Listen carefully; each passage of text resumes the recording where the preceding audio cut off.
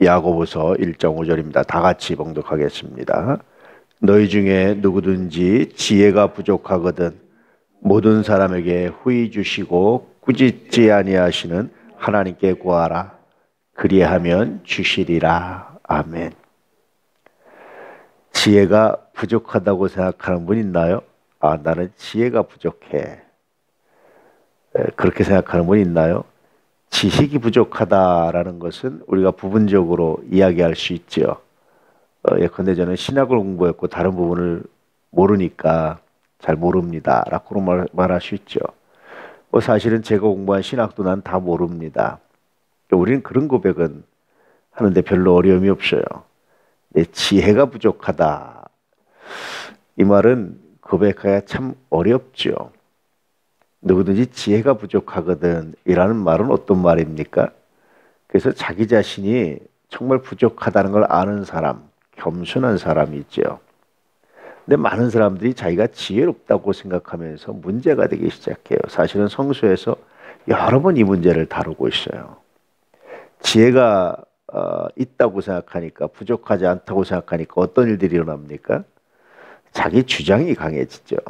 자기 생각이 강해지죠. 이건 이래야 된다라는 그런 자기 주장이 강해져요. 근데 성서는 주장하는 자세를 취하지 말라고 말씀하고 있어요. 이것은 뭐냐면 자기가 지혜롭다라는 생각에서 벗어나는 거. 난 지혜로우니까 난 이거는 이래야 돼라는 생각에서 벗어나야 비로소 뭐가 됩니까? 이제 그때부터 기도가 시작되는 거예요. 그래서 오늘 말씀에 너희 중에 누구든지 지혜가 부족하거든 이라는 말씀은 너희 중에 누구든지 하나님을 아는 사람은, 혹은 너희 중에 누구든지 기도하고자 하는 사람은, 그런 뜻이기도 합니다. 혹은 겸손한 사람은 이란 뜻이기도 해요. 우리는 많은 부분에 있어도 부족합니다. 지혜도 부족한데 그 부족함을 인지하는 경우는 참 힘들어요. 근데 신앙은 뭐냐? 그것이 부족하다는 것을 인정하는 겁니다. 그래서 하나님께 구하면 후히 주시고 꾸짖지 아니하신 하나님께서 너에게 주시리라. 이 말씀은 어떤 걸까요? 또 다른 관점에서 보면 어떤 일을 시작하기 전에 이건 이렇게 하는 것이 옳아, 이건 이렇게 하는 것이 좋아 라고 말하기 전에 먼저 기도하고, 하나님 어떻게 하면 좋을까요? 하나님 저에게 지혜를 주십시오 라고 기도하라는 거예요. 그럼 하나님 주시는 지혜는 대부분 내가 동의할 수 있는 겁니까? 동의하기 어려운 겁니까? 대부분 여러분 내가 동의하기 어려운 거예요. 내가 동의할 수 있는 것은 그렇게 많지 않아요. 사실은. 왜 그렇습니까? 내 눈에 안 보이는 것이 하나님 눈에 보이기 때문에 그래요. 종종 제가 바둑 이야기를 하잖아요. 바둑의 고수가 보기에는요, 하수가 드는 것이 정말 어리석어요. 그런데 하수는 고수의 생각을 읽지 못해요. 그 생각을 다 읽으면 고수죠. 그래서 초대교회로부터, 고대로부터 지금까지 하나님에 대해서 다 알 수 있느냐? 우리는 하나님에 대해서 다 알지 못한다. 그러니까 교리가 100% 이성적으로 설명되면 그것은 하나님에 대한 이야기가 아니라 사람에 대한 이야기라는 거예요. 이게 성서의 가장 기본적인 생각이에요. 종교 교리로서는 불교가 굉장히 논리적입니다. 그런데 이것을 성서에 대입시키면 그것은 그래서 신의 이야기가 아니라 인간의 이야기다라는 거예요. 처음부터 그렇다고 황당무계한 얘기가 아니라 그런 이야기들을 하나님께서 증명해 가시는데, 그러나 마지막에 남는 것은 우리는 모르겠다라는 거예요. 그러니까 하나님의 지혜는 우리가 다 몰라요. 하나님의 생각은 우리 생각과 달라요. 그것이 우리가 선뜻 받아들이기 어렵고 이해하기 어려운 하나님의 지혜입니다. 그런데 그 순간 믿음으로 그 지혜에 순종하면 하나님이 어떻게 이루어 가시는지, 하나님의 역사를 어떻게 보여주시는지 알 수 있게 된다라는 겁니다.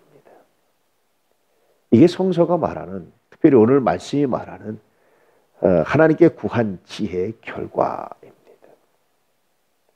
다시 말하면 내 눈에 보이고 내 눈에 이해가 되고 내 생각에 그럴싸한 것은, 그것은 내 지혜죠. 내 관점에서죠. 여전히 자기 수준을 벗어나지 못하는 거예요.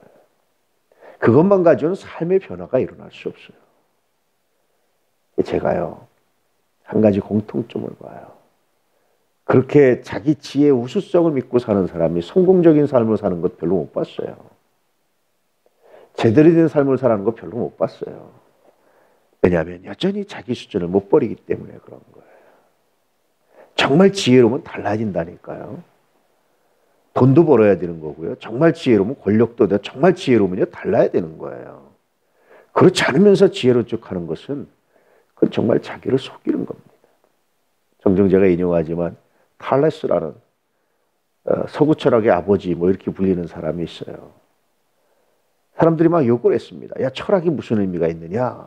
그렇게 욕을 해요. 비난합니다. 그러니까 철학이 얼마나 필요한 학문인지 내가 보여주겠다.